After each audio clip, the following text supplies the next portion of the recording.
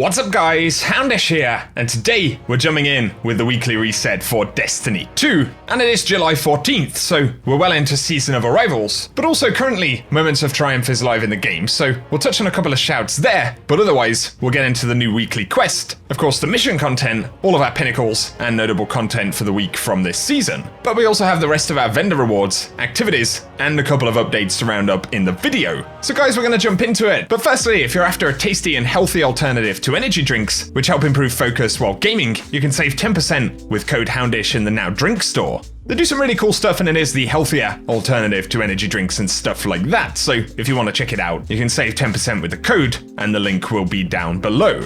Initially, we should mention that there has been a new hotfix today. We don't have the patch notes at the time of this video going live, but once we do get them, I'll link them down below if there's anything notable. But we should point out that in the game, we've got a notification that Contact has moved to the rig on Titan, so a little bit of slightly new scenery for the event this week. Then otherwise, in terms of new quests and notifications right here, we haven't got anything immediately unexpected popping up, but we do have the means to an end quest for this week. So head over as always to the Prismatic Recaster for this one, and of course, we'll get a variation of the interference mission once we've got this main quest completed for the week. Otherwise, the rest of the refresh on the Recaster has taken place, and then we do have our additional Pinnacle drops and things like that, of course, coming from the weekly challenges, and the new Prophecy Dungeon.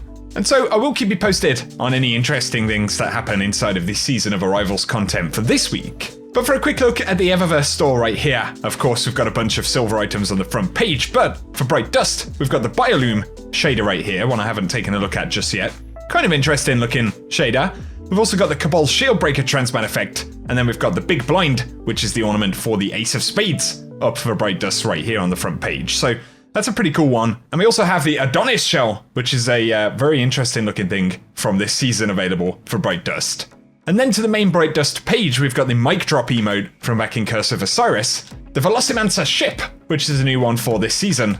We've also got the Fencing Salute emote for this season, and the Marbled Orb Weaver. And then we've got the Reload emote, and the Voracious ornament for the Taraba, of course featuring some of the ornaments for those raid exotics that we got better chances of picking up at the moment, but also the Rasputin projection, and then we have the Up in Smoke transmat effect, the Blind Clutch transmat effect, as well as Only the Finest, and then we've got the Neopop Wave, Chrome Stock, Reef Maid, and Lilac Bombast shaders on the main Bright Dust page. Of course, otherwise this week, Moments of Triumph continues, and the most significant thing is farmable raids, of course, but also have the triumphs, the title, and additional rewards that you can get dropped. But we should mention that the old raid vendors have become a little bit more relevant again and are dropping updated Season 11 Power Cap raid gear. And you can get these ones dropped inside of the raids, but it's worth checking these vendors out just in case any good stat rolls come up, or if you have any spare tokens that you might want to spend. And of course, it could be possible that they'll have prestige items and things like that which you haven't had dropped inside of a raid run.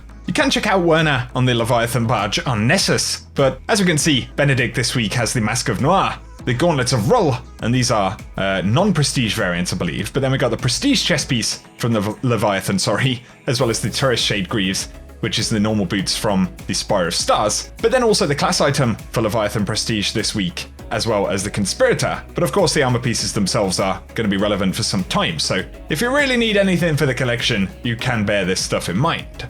On to other rewards and activities though, for the Pinnacle content on the moon specifically, we've got the Nightmare Hunts including Isolation, Rage, and Fear for this week. And then we've got Garden of Salvation, as well as the Pit of Heresy dropping Pinnacle gear. But if it's the challenge mode for Garden of Salvation you want this week, it's going to be the Leftovers challenge.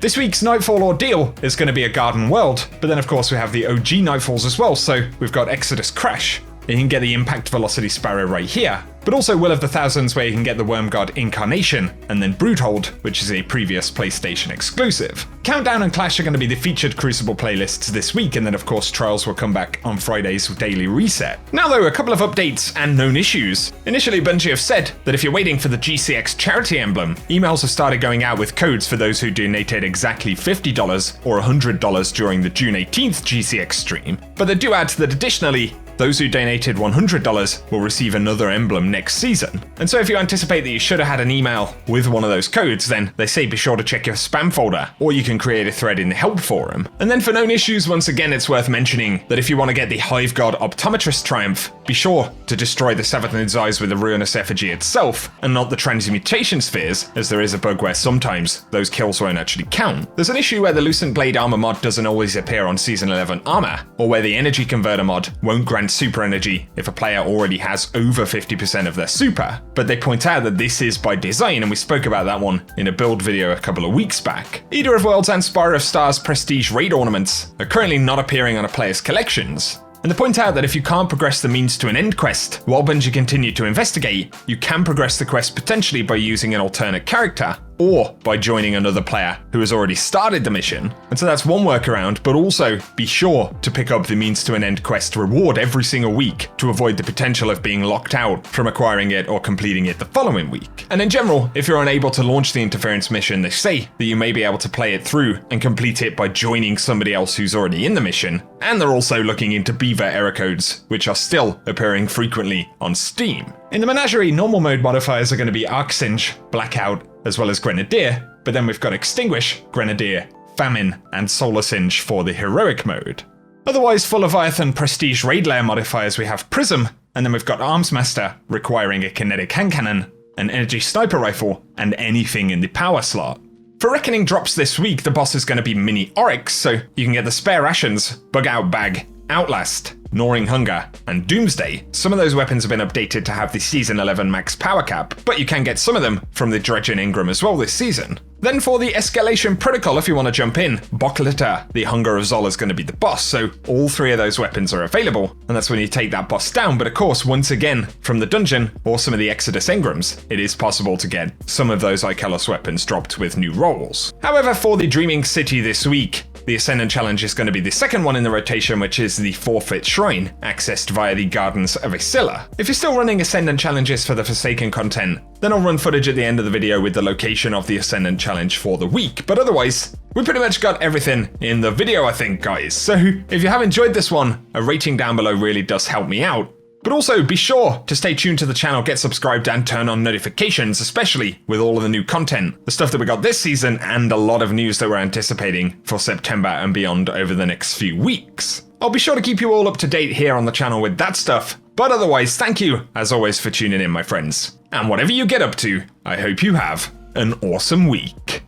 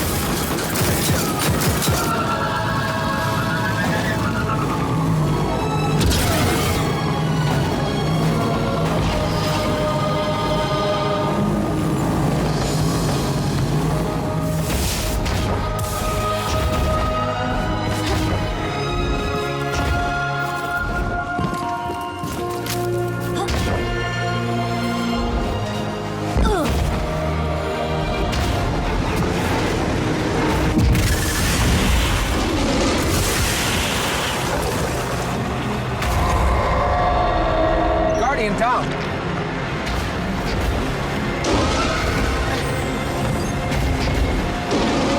Guardian down.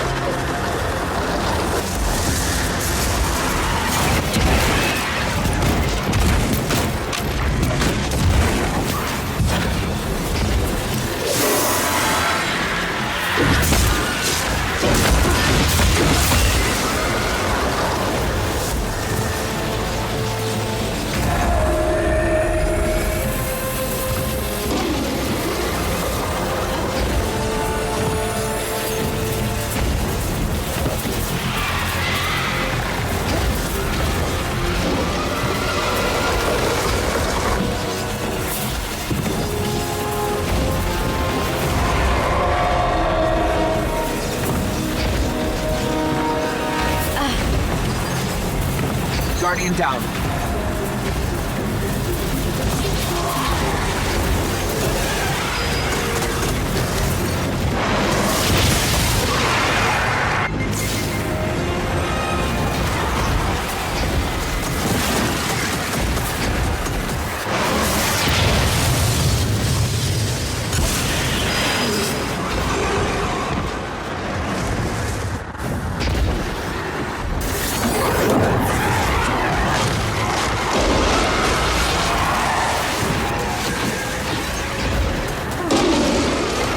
Guardian down.